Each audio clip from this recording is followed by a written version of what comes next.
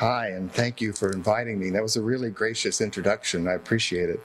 That list of accomplishments was sounded wonderful, but I just kept thinking, oh God, I'm just so old. That's why there's a list. Well, I haven't given this talk before. Tonight's the first night. I have high hopes because when I spent the afternoon in your coffee shop, what is it, Izzy's, Grizzy's, right next door? And as I was waiting for my coffee, there was a TV monitor over the registrar, and my horoscope came up. And it said, you're likely to be sort of spaced out today unless you're talking to an authority figure. And I figured you're a collective authority figure, so I should probably be really focused and this will go fine. We're in an unusual moment, I think. It's a moment of perceptual stretching.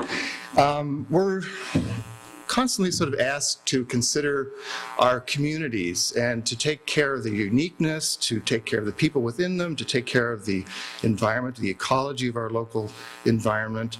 But at the same time, we have to consider the globe and how our individual actions actually might affect a global community. And that's quite a perceptual stretch, and I think it's kind of unusual to our generation, to our time on the earth. And so I wanted to make a work of art that somehow addressed that, this current situation that we're in.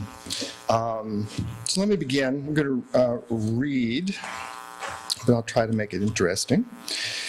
Landscape is vital, and human survival within its mass is always in question, but more so because of accelerating environmental changes. Compelled by the pleasure and politics of working within this urgent scene, I set out with a French easel and a pack full of oil paint to record a quarter turn around the Earth. My talk today is the story of this year-long trip along the line of longitude, which begins in the Arctic Circle, runs through my studio in upstate New York, through New York City, and continues to the equator. When I left my studio, I thought, when I die, I want to know I've used myself up. At first, this might seem glum, but it's really an optimistic thought about finding adventure within oneself. I set out not only to see new things, but also to test my responses. Would I be inspired, cowed, or bored? And how would the intimate act of studio painting be affected by taking it out into unfamiliar landscapes? Would it all be too much and end in a muddle of pigments? Or by confronting a different set of challenges, would I find something new? During this year of travel, I lived for 9 weeks in each of 4 places. The chosen locations are dotted equally along this great imaginary line and represent different types of ecosystems. The trip began in the summer of 2007 with a visit to Pangnirtung, Canada, an Inuit village on the Arctic tundra. And I'll introduce you to Pangnirtung by reading from a blog I kept during the course of the year. The blog is actually called Along a Long Line as well, and every week I would post the stories of the week and sort of the photos of the week and also the paintings of the week as a way to keep in touch with family and friends. This is the final post from Pangnirtung, and it is entitled Mount Duval. In the body of Pavarotti, I opened my eyes. The bedroom was 2-storied, made of stone, and sparsely furnished with substantial Baroque furniture. I rose from bed and walked up the steps to the balcony, which overlooked a piazza, where a crowd had gathered. I opened my mouth and sang, with the perfection that comes when technical control and emotional abandon merge into one thing. With sound, I expressed every feeling that any person has ever had, and with my voice, I transformed the crowd into a single ecstatic being. Then I woke up, a second time, as me, alone in a double bed with flannel sheets, and I was happy. Carrying the fantasy that virtuosity can unite humanity as well as satisfy the ego, I hiked up the guardian of Pangnirtung, Mount Duval, to end my Arctic adventure. At the foot of the mountain, I stopped many times to admire the Arctic cotton and other late-blooming plants. As I moved up the slope, the footing changed, and I stepped from jumbles of bruising rocks onto plains of dry lichens that crunched like fried noodles under my feet. I've been told that these lichens take dozens and dozens of years to grow, so it's kind of a tragedy when anybody walks on them. With other steps, I sank into brilliant green tubs of sodden moss that filled with water at the pressure of my foot, only to spring back into shape as I moved past. Boulders, unlatched from the mountain, pressed into the ground to demonstrate their weight, or perched on promontories to express their potential. Black-bottomed watercourses, large and small, streamed over the surface, reflecting a deep shade of sapphire, too blue to be the sky. Over the course of hours, the sun lowered to describe the land with great volumes of shadow. In all this glory, I thought, I'm sure glad I'm not trying to paint this realistically. At this unguarded moment, painting realistically meant the ambition to faithfully record detail and to minimize interpretation, so that the thing being observed is captured fresh and whole. Of course, it's impossible to package the complexity of an experience like hiking Mount Duval and deliver it fresh and whole, but I'm often troubled by the thought that I'm a fraud unless I can deliver no less.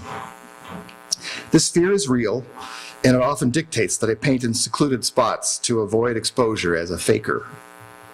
With dread, I imagine the moment that a stranger approaches, looks at a half-finished picture and asks, "What is that supposed to be?" If hell is self-imagined, then the phrase, "What is that supposed to be?" will crown the gates. In this fantasy, the question is not really a question, but a judgment. The stranger has asserted that the art is poorly observed, badly recorded, self-indulgent, uncommunicative. In other words, the artist, formerly known as Pavarotti, has failed.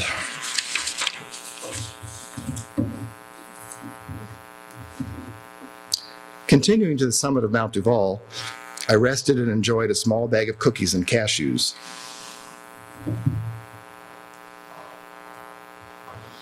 The summit is dotted with inuksut, stone constructions that mark trails and caches of food for travelers.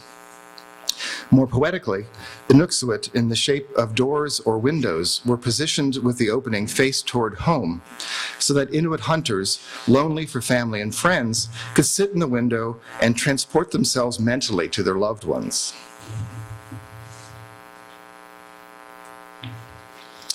On the way home, I flirted with the sheer western edge of Mount Duval, which drops 2,200 feet to the fjord below. A spectacular drop like this one, from which one could fly, briefly, is always an occasion for a quick assessment of one's life. With the deep space spectacle of Pangerton Ford before me and the inscriptions of time on the rocks around me, I took stock of what I had learned by painting in the Baffin Island landscape. First, I can't tell the whole story. Second, that being true, I can tell a good story by reducing color, light, and form to their essentials. As for color, there's not much red here, but a lot of orange, which ranges from flaming to rusty to pale salmon. In the early spring, the land is tan. This is June, this is mid-June, but actually late June, but as the weather warms, it shifts to olive and gold. This is a detail of part of the ground cover that's all over the Arctic. It's just extraordinary. This carpet, rich carpet that covers everything. The blue of the sky is often cool and pale, and is best described by adding a little phthalo green, a very cold and powerful color, to the usual recipe for sky. Contrasts of light and dark are strong in the Arctic, and there are countless shades of black and white to employ.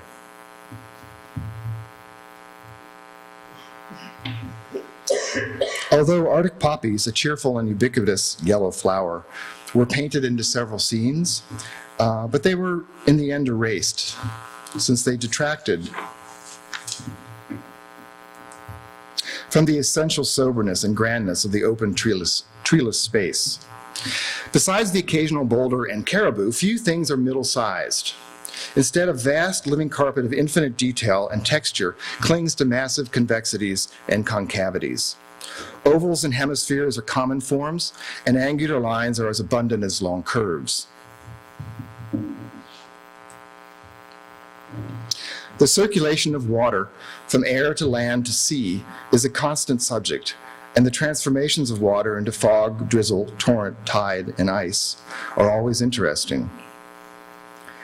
Time seems very long here, since it is marked by glacial scrapings and ancient ice caps, but the pace is becoming more modern as the glaciers melt and the sea ice retreats. The Inuit report, actually, that just in the last 10 years, the sea ice has retreated so far that they can no longer get to hunting grounds in the winter. The sea ice used to go out from the fjord almost 20 miles out into Cumberland Sound, and they could get to remote islands to do their hunting. Now the sea ice barely reaches past the end of the fjord out into the Cumberland Sound. So it's been quite dramatic and just in very recent memory. These observations are part of the inventory of thoughts from which the Arctic paintings were made. The same inventory included comic dreams of artistic prowess in the form of Pavarotti, and comic visions of artistic humiliation as the misunderstood abstract painter. But these two items were selected infrequently, since the inventory was stuffed with more fascinating things like fancy boulders and Arctic mushrooms on Mount Duval. So now let me take you through a few of the easel paintings. This is the first painting I made. It's called River Ice. And when I arrived in mid-June, the ice was still in the river, and there were these big hunks that were still hanging on things. And this slide is actually a little washed out. That blue-green that's in the middle of the ice is an incredibly intense color. It's sort of like a Caribbean sea color. It's surprising how bright it was. And here's my favorite outdoor studio, this big flat rock that was sandwiched between two waterfalls. And this is the waterfall behind where I was standing. So you can imagine the constant roar that's going on while I was painting. I mean, it was the studio of your dreams. And this is looking back the other way, these wonderfully kind of sculpted rocks.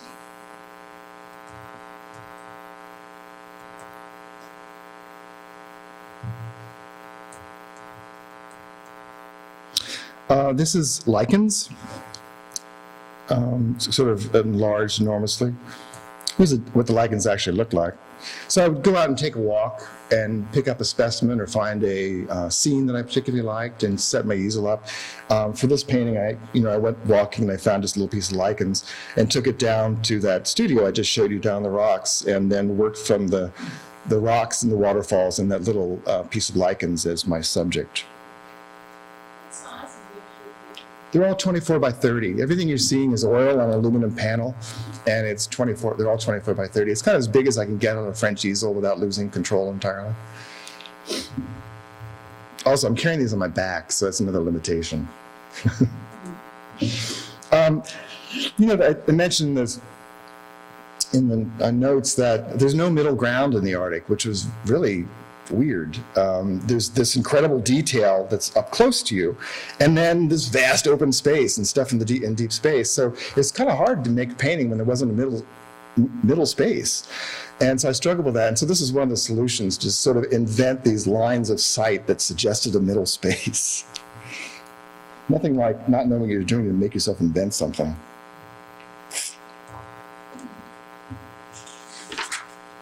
This is a waterfall. My daughter has forever ruined this picture for me. She came in the studio and said, "Oh, Dad, that's really too My Little Pony for me."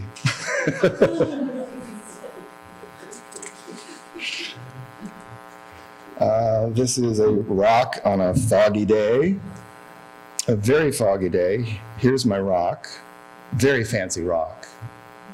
And a detail of some of the growth around the rock. And it was such a foggy day, I couldn't see but for, 15, 20 feet ahead of me. So I was just sure I was going to be attacked by a polar bear. And I got actually a little freaked out about it. But then I made an escape plan, and I decided I would throw my little pot of paint thinner at the bear, and I'd be safe. Fantasy sometimes is really a useful thing. This is more clouds and rocks, and that stripe in the upper left is actually colors of 3 types of moss that grow nearby. Really gorgeous palette, kind of a sedate palette, but very beautiful. I'm wondering, as you're looking through here, these pictures with me, if you're starting to think of other artists. You might be thinking of Arthur Dove or Marsden Hartley.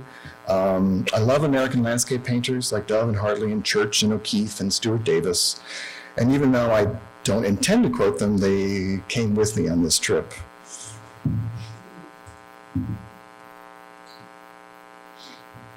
Massing of rocks and moss again. Years ago, I wrote an essay about the naturalist painter John James Audubon, suggesting that his artistic practice was a model for contemporary artists. I admire Audubon for his spirit of investigation. He found something that needed study, the birds of North America, and he engaged it passionately. I also admire him for having the patience to set out on such an ambitious agenda for himself and seeing it through in spite of the difficulties. Finally, I admire him for learning to look so closely at the world around him. Close observation is such a pleasure. It's really the best way I know to short-circuit one's internal dialogue and just be in a place.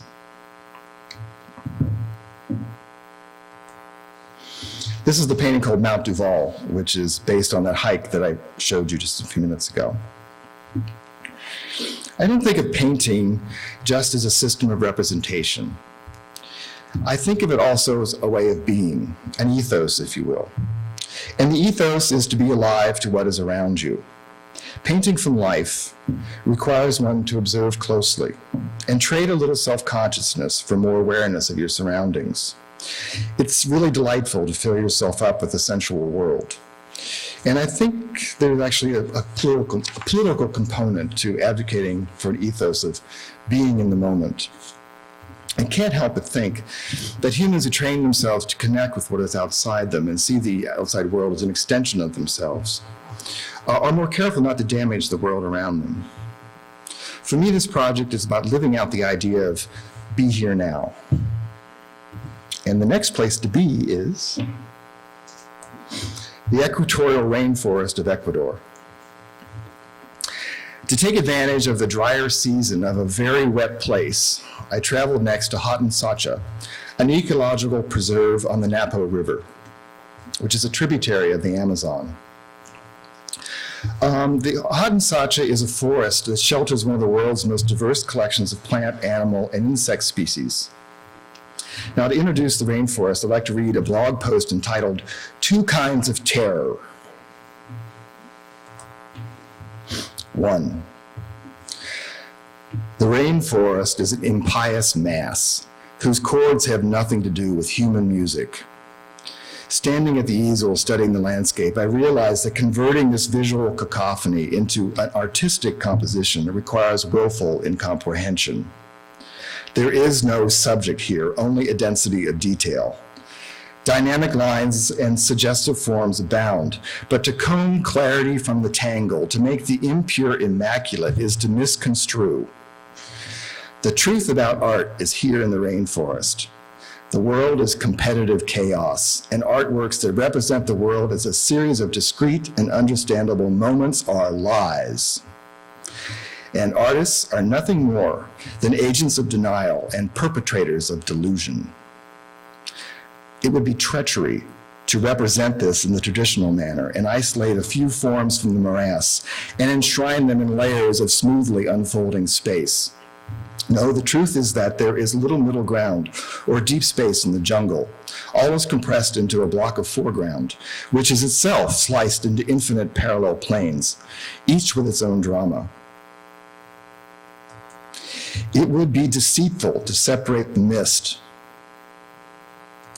from the leaf, or the leaf from the butterfly, or the butterfly from the light, or the light from the water, or the water from the root, or the root from the tree, or the tree from the owl, or the owl from the prey.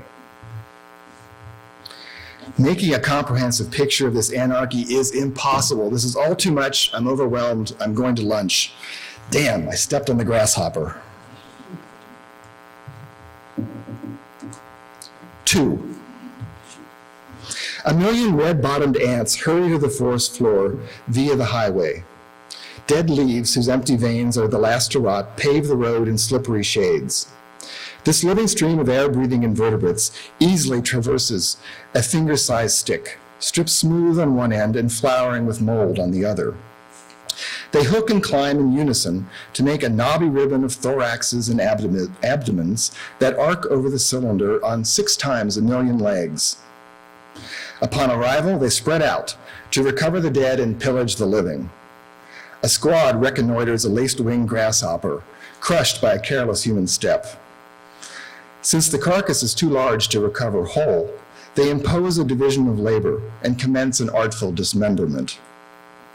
The juice of the head is already being sucked by a dozen small beetles, so labor is focused on removing the legs and sectioning the abdomen for transport. Within an hour, nothing but a little stain is left, and the red-assed squad is headed to base carrying a hind leg. Since the limb is awkwardly long and the serrations along its length catch easily, the load is assigned to 3 ants who enter traffic carrying the leg like a telephone pole on an 18-wheeler. Up to speed in the cruising lane, the leg transport team is passed by a speeding group of 8 who carry a whole millipede raised like the Madonna in a Holy Day procession. All march safely home, and the forest floor is swept clear for the next bit of protein to fall.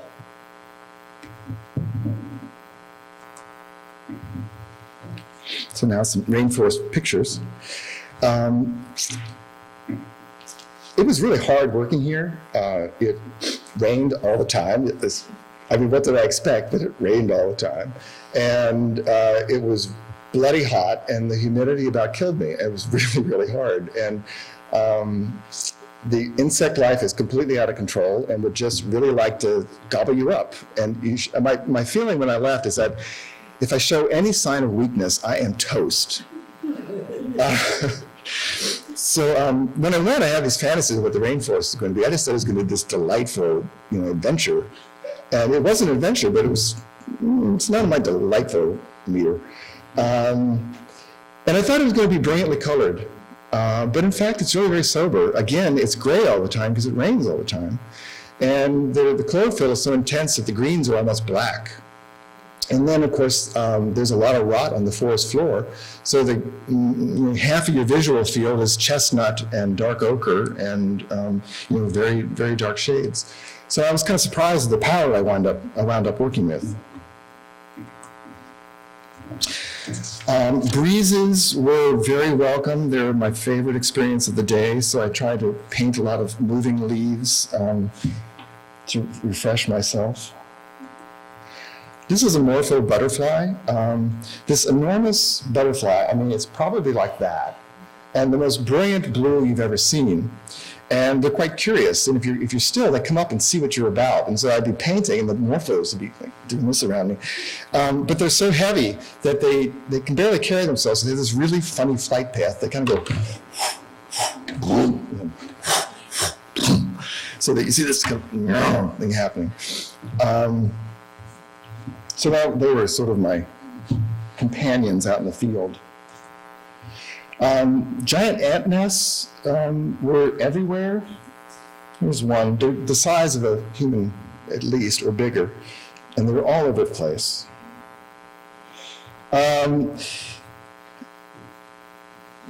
Parasitism is the way of life there. It's not the exception, it's the rule. And this is a painting of a strangler fig attacking another tree. And eventually that whitish tree that's in the front there will completely engulf its host. And the host will become a hollow interior of this eventual sort of big tree that's going to grow around it. The density of life and detail was extraordinary and often really gorgeous, but also so vigorous that it was creepy.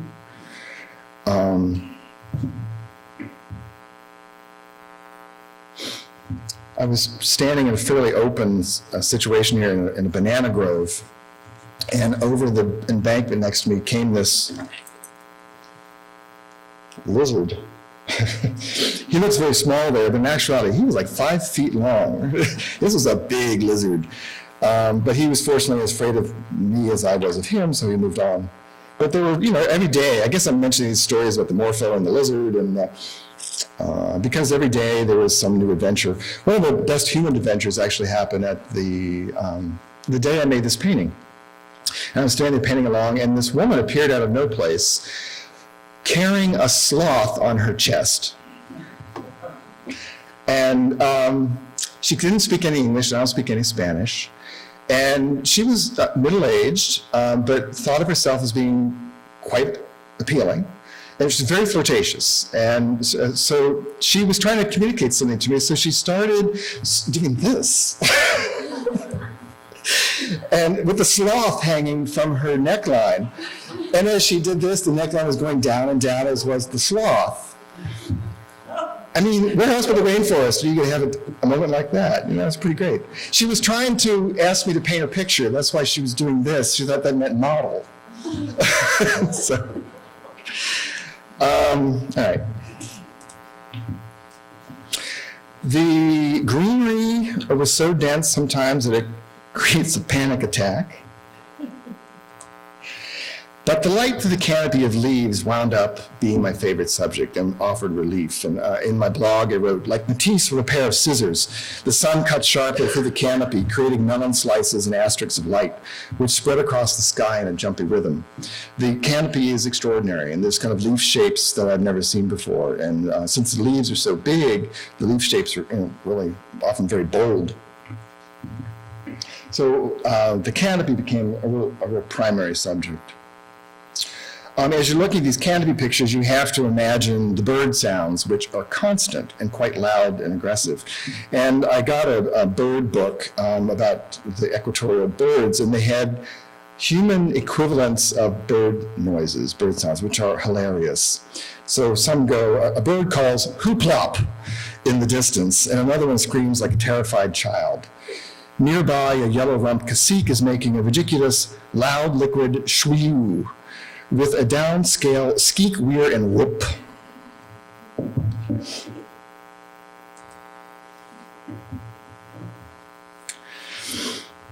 The rainforest, as you can tell, was a tough place for me to be. The bugs were relentless, and the heat and humidity about killed me. But having a big hole ripped in my defenses by the climate and the creatures of the Amazon was a useful experience, since it led me to 3 conclusions about the relationship between humans and the natural world. First off, thinking of human beings as being somehow separate from or above the natural world is dumb. The fabulous culture we have made to support human life is an evolutionary device. It's no different really than the protective coloration on a green grasshopper. To think of culture as something divine or independent of evolutionary principle is nothing more than hubris. Second, it's silly to romanticize nature and think of it as something that is there for our solace. The rainforest makes it perfectly clear that nature would just as soon eat you as inspire you. And third, it's a mistake to say we have to save nature. Nature doesn't need saving. It will go on regardless of the crappy mess we make of it. It's a system. It's completely indifferent to us and our actions. The issue is not saving nature, the issue is saving ourselves.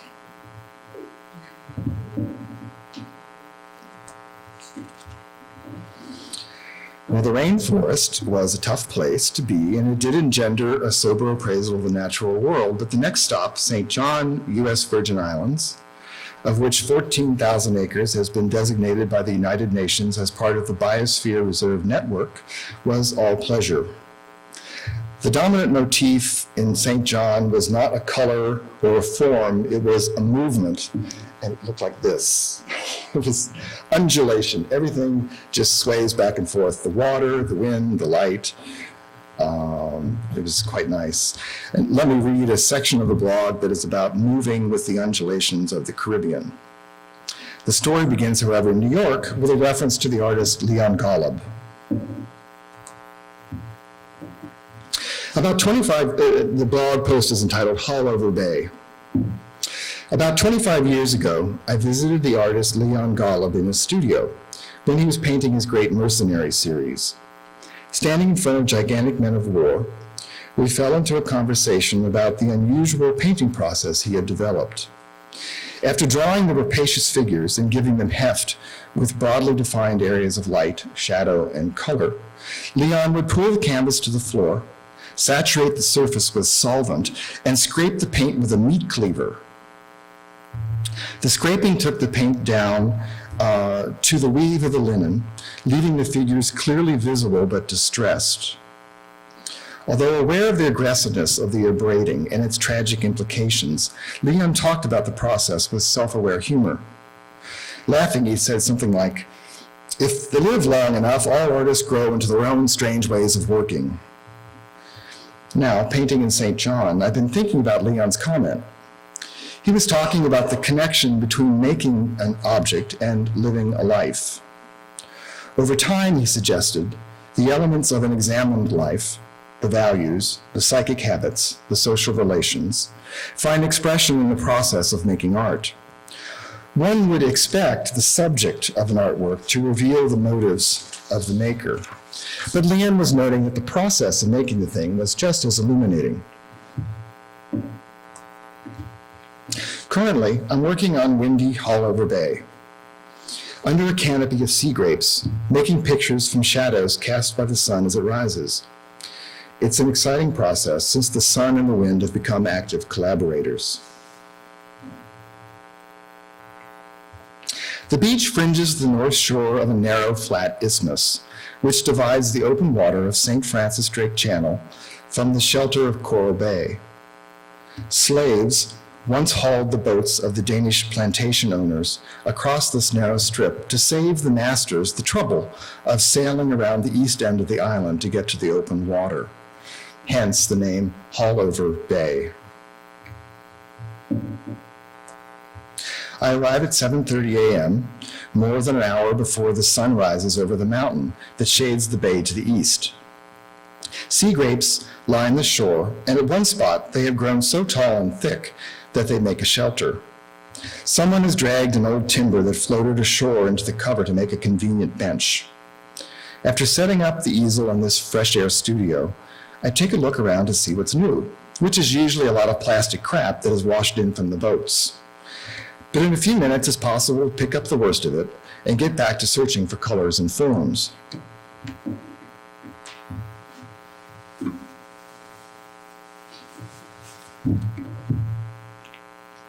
I'll let you pause at this nice moment looking at the water. First, I mix up little pools of paint to match the color of the water, which changes from minute to minute in response to the sun and passing clouds. The shades of turquoise are intense, so I balance the palette by adding the neutral colors of beach stones. And to this cool collection of colors, the copper of a fallen leaf is included for warmth.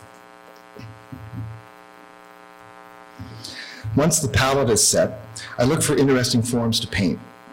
The shapes of light on the water made by the wind are often inspiring. The sun will soon be rising over the hill, so I have to work quickly to make an interesting ground.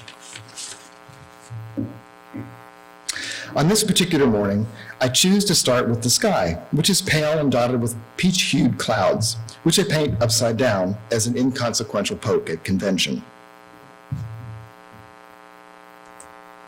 To this upended skyscape, a few blobs of green and shades of sea and chlorophyll are added, as well as the ochre of a coral that I observed while snorkeling the day before. Abruptly, the sun rises above the mountain, and the strengthening light intensifies the action of the wind and the water so that everything seems to expand and contract, as if caught in an elastic net. On the panel, ovals and bars of light shoot across the picture plane and undulate to the rhythm of the wind and the sea grapes. I trace the edges of the waving shadows and let my hand move with the rhythm. Sometimes I use a knife and scrape out ovals of light. There is no lag between the provocations of the sun and the wind and the response of the brush and the knife. Stimulus and response become one thing, and the experience is transcendent, like a moment of shared belief. When the sun first rises, the shapes are slashing diagonals. But as the morning progresses, the sun circles up behind the sea grapes and the shapes become rounder. To check on progress, the panel is turned away from the light and rotated. If one looks at a picture sideways, it's easier to ignore the subject and study the scaffolding of lines and the repetition of motifs that make for a well-built composition. The picture is complete when it asks for nothing more. I love and admire Leon Golub for his life and work, and over the years I felt myself respond to his accomplishments. His mercenaries in action are good representations of violence, but they are great paintings because they are convincing demonstrations of violence. His pictures embody the human capacity for destruction because of his actions, which are to use a mighty size, overwhelm with big gesture, and flay the surface as if it were alive.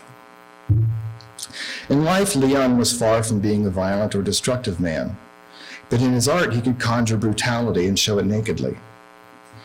Like Leon, I'm interested in human potential, but I'm working on the flip side of the same coin. Playing with the light and wind and water on Haulover Bay is an attempt to demonstrate the human capacity to embrace.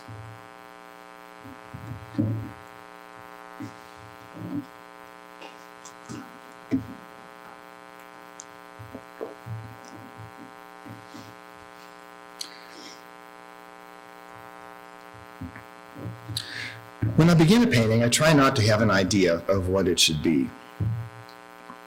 Instead, I try to be improvisational and respond freshly to each mark, each color, each stroke, one after the other.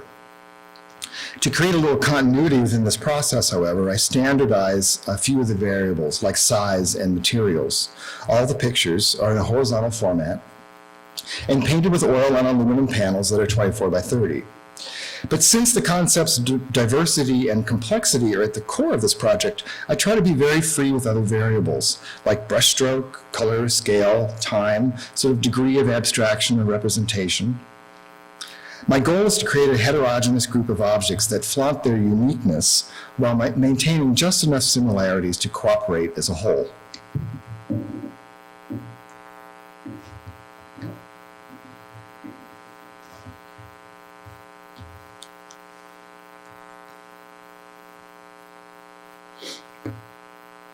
So another one of those sea grape pictures, you can see those ovals of light that wind up being the motif in the picture.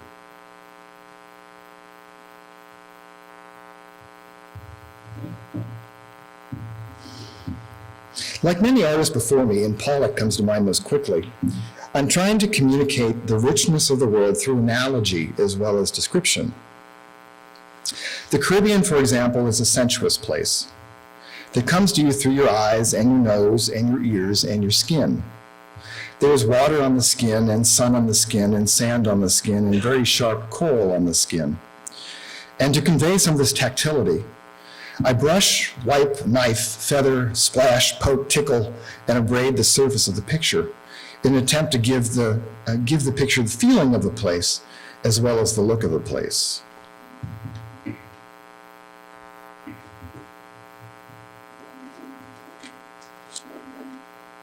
Every time I see this picture, I can transport myself to the very moment.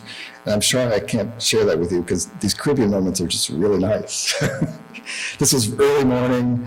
I'm under the sea grapes, actually working in the barbecue hut of the local church, which was right on the beach. And the ladies of the church let me work in there. And there was a donkey nearby.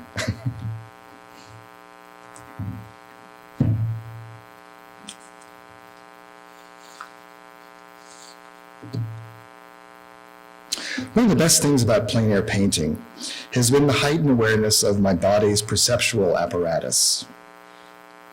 I can take in sight and sound and smell and touch, and then press this densely detailed information through the filters of my own experience. My emotional life, how I'm feeling that day, my past, my sexuality, my education, all of these things are present. And this experience gets pressed through and reduced into something that I can then understand. Then I put this subjective distillation back out into the world as a shape or a color choice or a brushstroke. And all of this happens in a fraction of a second. And it often does not even require language to process. I know most of you in this room have made paintings or actively making paintings, so you know what I'm talking about. It's quite extraordinary, this perceptual equipment we have to work with, and how we take in all this information and pass it through our own personal filters and come out with unique expressions, each and every one of us.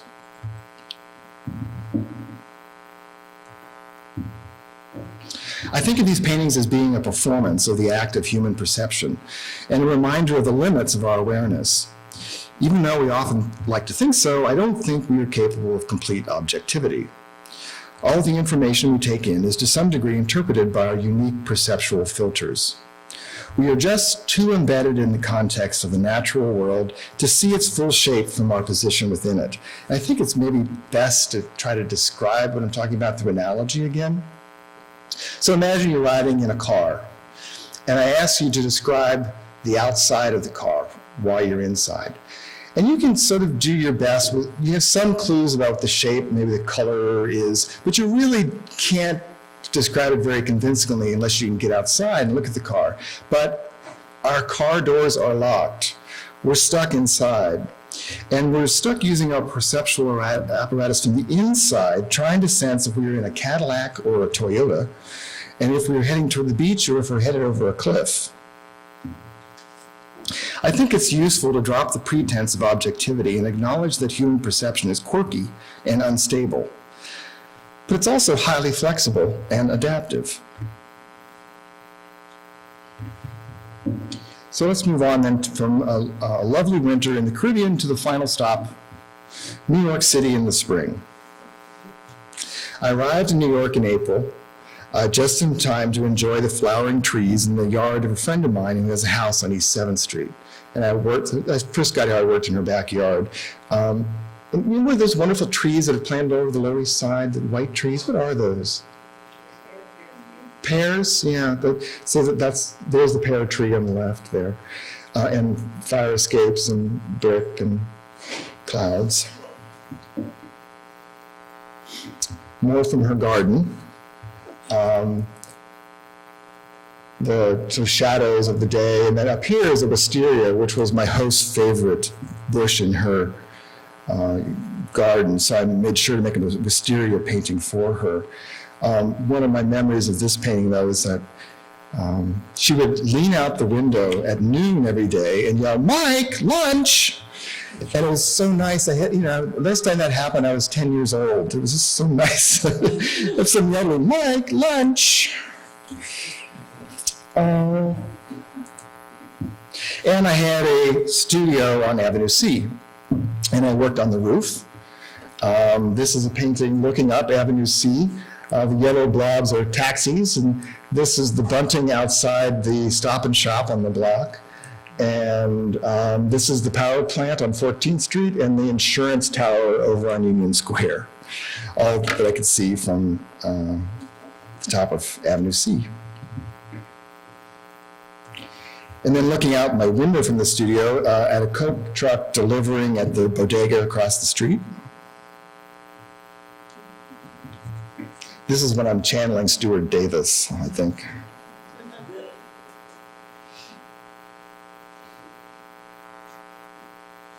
And then moving uptown to a balcony on 39th and Park.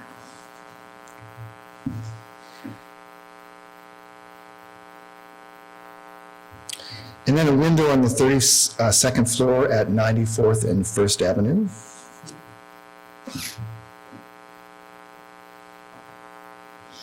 And then Wall Street, where I did actually most of the work. Wall Street, where modernism and classical references compete to convince the visitor that this is an orderly place. Ha ha ha.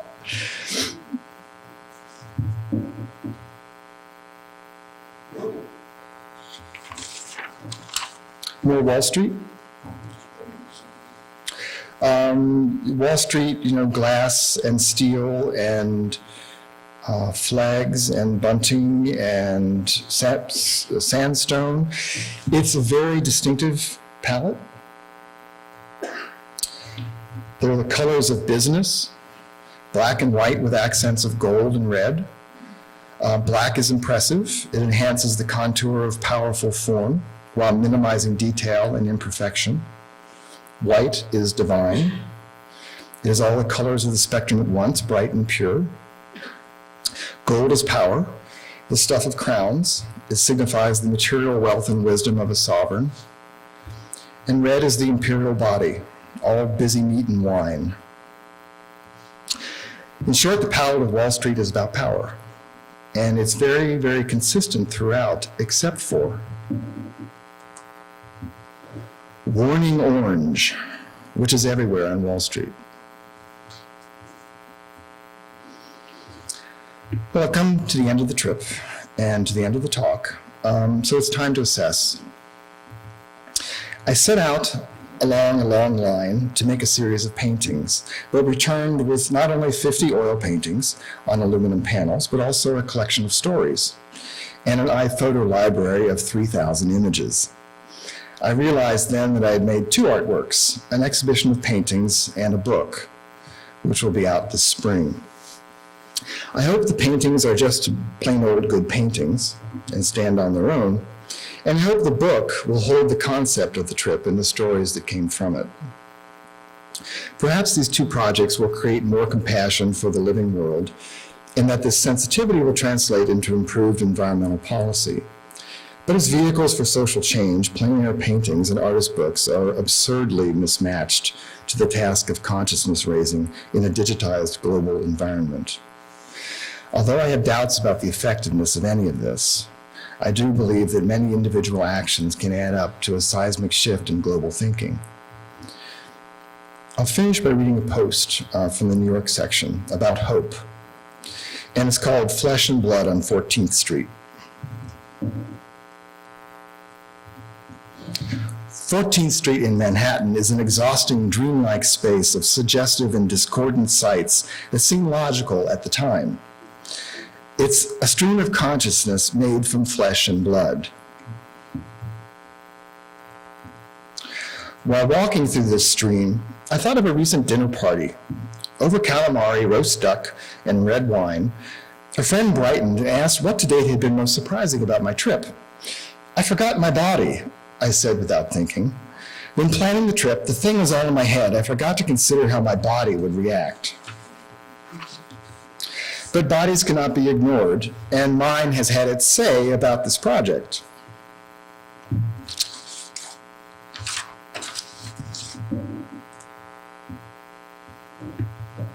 For example, I made more paintings in the Caribbean than I did in the Arctic or the rainforest because my body was comfortable. In the Arctic, I was stressed by carrying 50 pounds of gear across difficult terrain. And in the rainforest, I was bedeviled by the heat and the humidity. In the Caribbean, however, my body was happy, so I was more productive. Contrary to popular myth, creativity does not require suffering. Abundance of anything, whether it be paintings, potatoes, or human spirit, develops when the conditions for growth are optimal.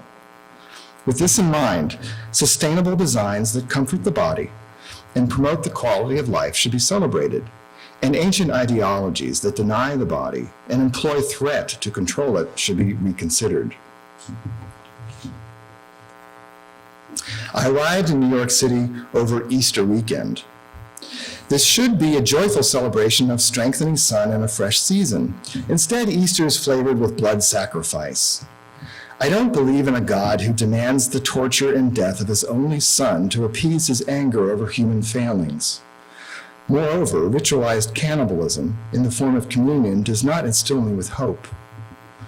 The snowbells that are shivering in the March air are much more reassuring signs of the persistence and the potential of life. I doubt that there is an afterlife. Being here, sentient in the sensual world, is what we have, and it's enough.